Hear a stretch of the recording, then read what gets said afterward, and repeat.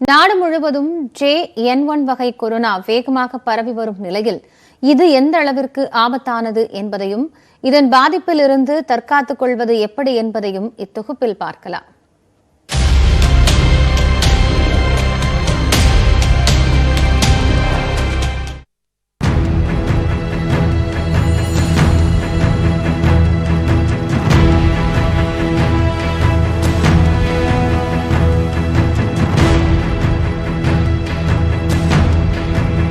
சீனாவில் கடந்த 2019ஆம் ஆண்டு முதலாக அடையாளம் காணப்பட்ட கொரோனா வைரஸ் பாதிப்பால் உலகம் முழுவதும் உயிரிழந்தவர்களின் எண்ணிக்கை மட்டும் சுமார் 69 லட்சம்.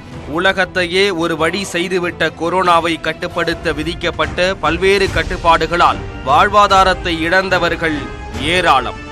தடுப்பூசி கண்டுபிடிக்கப்பட்ட பிறகு நிலைமை ஓரளவு சரியாகி வந்தாலும் இன்னும் பிரச்சனை தீரவில்லை என நிரூபித்துள்ளது நாடு முழுவதும் புதிதாக பரவி வரும் JN1 வகை கொரோனா வைரஸ்.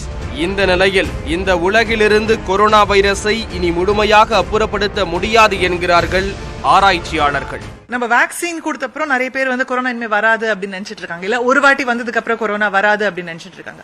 பட் கொரோனா வைரஸோட ஒரு யூனிக் கேரக்டரிஸ்டிக் என்ன அப்படின்னா, ஒரு வாட்டி வந்தாலும் மறுபடியும் வரும். அந்த தடுப்பூசி நம்ம எதுக்கு போடுறோம் அப்படின்னா, அதோட சிவியரிட்டி, அதோட தாக்கம் குறைவா இருக்குன்றதுக்காக போடுறோம்.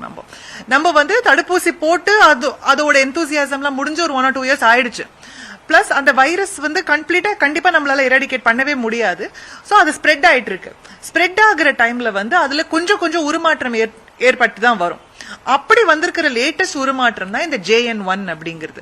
ஒமைக்ரான் வகை கொரோனாவிலிருந்து மாறுபட்டு பரவி வரும் JN1 வகை வைரஸ் வேகமாக பரவி வந்தாலும் புதிய கொரோனா அலை ஏற்படுமா என்பதை இப்போது உறுதியாக கூற முடியாது என்கிறார்கள் ஆராய்ச்சியாளர்கள்.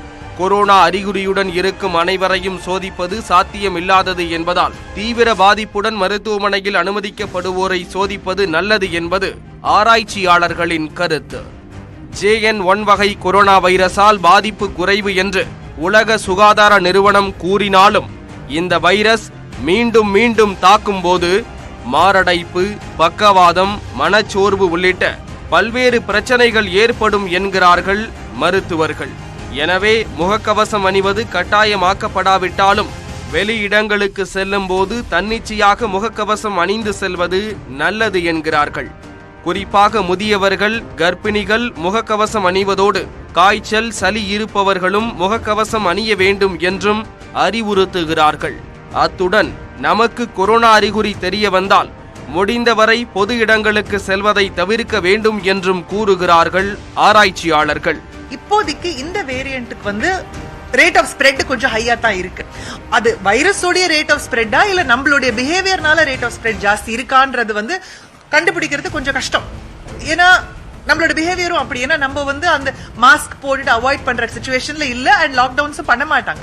சோ நம்ம சிம்டம்ஸ் இருந்தது அப்படின்னா நம்ம கிரவுட்ஸ் அவாய்ட் பண்றது, இல்ல ஒரு வல்னரபிள் பாப்புலேஷன்ல இருக்கிறவங்க வெளியே போகாம இருக்கிறதுன்றது ஒரு நல்ல ஒரு செல்ஃப் ஹைஜீனுக்கான ஒரு குட் பிஹேவியர். கொரோனா தடுப்பூசி குறித்து எதிர்மறை கருத்துக்கள் பரவி வந்தாலும் கொரோனாவால் ஏற்படும் பெரிய அளவிலான பாதிப்புகளை குறைத்துள்ளது என்பது மருத்துவர்களின் கருத்து.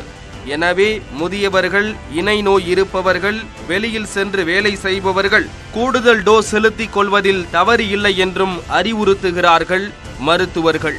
நியூஸ் 18 தமிழ்நாடு தொலைக்காட்சிக்காக செய்தியாளர் அன்பரசனுடன் பெரிய பத்மநாபன்.